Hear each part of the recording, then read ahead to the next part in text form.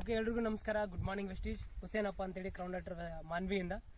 ನಾವು ಇಲ್ಲಿ ಭೂಮನಗುಂಡದಲ್ಲಿ ನಮ್ಮ ಸರಿಗೆ ಏನಪ್ಪ ಪ್ರಾಡಕ್ಟ್ನ ಕೊಟ್ಟಿದ್ವಿ, ಅಗ್ರಿ ಪ್ರಾಡಕ್ಟ್ನ ಕೊಟ್ಟಿದ್ವಿ. ಅವರಿಗೆ ಏನು ಪ್ರಾಬ್ಲಮ್ ಇತ್ತು ಮುಂಚಿತವಾಗಿ, ಈಗ ಹೆಂಗಾಗಿದೆ ಒಳ್ಳೆ ರಿಸಲ್ಟ್ ಅವ್ರ ಕಡೆಯಿಂದ ಕೇಳೋಣ. ಸರ್ ನಮಸ್ಕಾರ. ನಮಸ್ಕಾರ ಸರ್. ನಿಮ್ಮ ಹೆಸರು ಸರ್? ನಮ್ಮ ಹೆಸರು ಗೋವಿಂದರಾಜ್ ಅಂತ. ಗೋವಿಂದರಾಜ್ ಅಂತ. ಯಾವ ಊರು ಸರ್ ನಿಮ್ದು?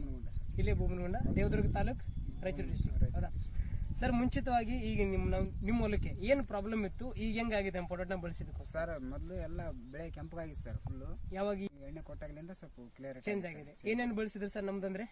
ಸರ್ ಒಂದು ಇದು ಅಗ್ರಿಕಲ್ಚರ್ ಕಲ್ಲಿಂದ ಮಾಸ್ ಒಂದು ಎಣ್ಣೆ, ಅಗ್ರಿ ಮಾಸ್ ಒಂದು, ಅಗ್ರಿ ಮಾಸ್ ಓಕೆ, ಮ್ಯಾನಟೆಕ್ ಪುಡಿ, ಅದ್ರ ಜೊತೆ 82 ನೀವು ಕಲಿಸಿದ್ರಿ. 82 ಅಂತ ಸರ್.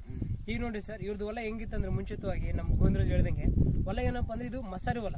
ಆಟೋಮೆಟಿಕ್ ಏನಾಗಿದೆ, ಸ್ವಲ್ಪ ಕಾಯಿ ಹಿಡಿದ ತಕ್ಷಣ ಕೆಂಪು ರೋಗ ಆಟೋಮೆಟಿಕ್ ಇದು ಶುರು ಆಗ್ಬಿಡುತ್ತೆ.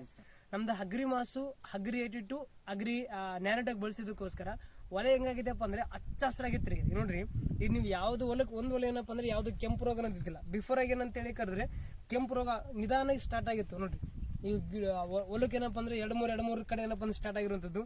ಈಗೆಲ್ಲ ಹೊಲನೇ ಏನಪ್ಪ ಅಂದ್ರೆ ಚೇಂಜ್ ಆಗಿದೆ ಸರ್. ಜಸ್ಟ್ ನಾವು ರೈತರಿಗೆ ಕೆಂಪು ಭೂಮಿ ಇರಲಿ, ಯಾವುದೇ ಒಂದು ಹೊಲ ಇರಲಿ, ನಾವು ರೈತರಿಗೆ ತಿಳಿಸೋದು ಒಂದೇ ಒಂದು, ವೆಸ್ಟೇಜ್ ಅಲ್ಲಿ ಸಿಗುವಂತ ಆರ್ಗಾನಿಕ್ ಪ್ರಾಡಕ್ಟ್ ನ ಬಳಸೋದ್ರಿಂದ ನಮ್ಮ ಹೊಲಗಳಿಗೆ ಬೆಳೆಗಳನ್ನ ಒಳ್ಳೆ ರೀತಿಯಲ್ಲಿ ತಕೊಬಹುದು, ಕಡಿಮೆ ಖರ್ಚು ಮಾಡಿ ಅಧಿಕ ಇಳುವರಿನ ತೆಗಿಬಹುದು. ಸರ್, ನೀವು ರೈತರಿಗೆ ಏನ್ ಹೇಳಕ್ ಇಷ್ಟಪಡ್ತೀರಾ? ನಮ್ಮ ಪ್ರಾಡಕ್ಟ್ ನ ಬಳಸ್ರಿ ಅಂತ ಹೇಳಕ್ ಇಷ್ಟಪಡ್ತೀರಾ? ಸರ್ ಚೆನ್ನಾಗಿ ಬಂದಿದೆ ಸರ್. ಚೆನ್ನಾಗಿ ಬಂದಿದೆ. 2 ವರ್ಷ ಆಯ್ತು ಸರ್. ನಾವು 2 ವರ್ಷದಿಂದ ಬಳಸ್ತಾ ಇದ್ರ.